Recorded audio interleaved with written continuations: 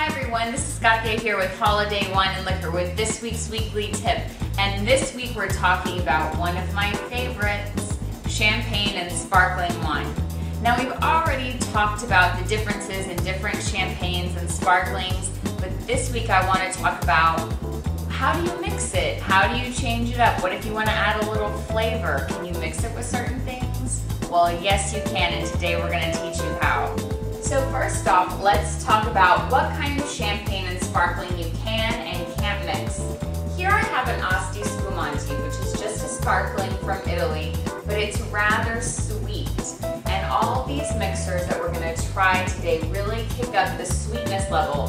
So that may be a little overpowering for some, for most actually, and if it's a little too sweet for me, it's probably a little too sweet for you since I have a sweet tooth. So stay away from any sweet, sparkling, or champagne wines and try to stick to something moderately dry or really dry, like a Brut or an Italian Prosecco. Proseccos are great to use these mixers with. Okay, let's get started.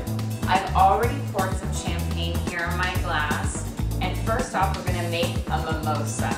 Everyone's heard of a mimosa, maybe not all of you have tried it. It's just a little champagne or sparkling with a little OJ mixed in. It tastes like Sunday brunch, right? Okay, so probably an ounce, maybe a little less. Just gives a little color like that. Now let's take a taste. Really delicious. It's light, it's refreshing, and like I said, the sweetness in the OJ really cuts out the dryness in the champagne. Excellent. Now let's move on to our other mixers. These two liqueurs that we're going to add to the champagne are different flavors. The first one we're going to start with is a peach brandy. You're just going to pour about half an ounce into it. It's really not a lot at all. It just gives it a touch of sweetness. Usually champagne and some sparkling wines are really dry for people, and this gives a little fruitiness, makes it a little easier to drink. Wow, delicious. You can actually taste the peach flavor. And these are great ways to take less expensive, more affordable champagnes and sparklings up a notch. Now, let's pour our last one. Again, I'm pouring a Brut, not a sweet champagne. Just gonna pour a little taste there.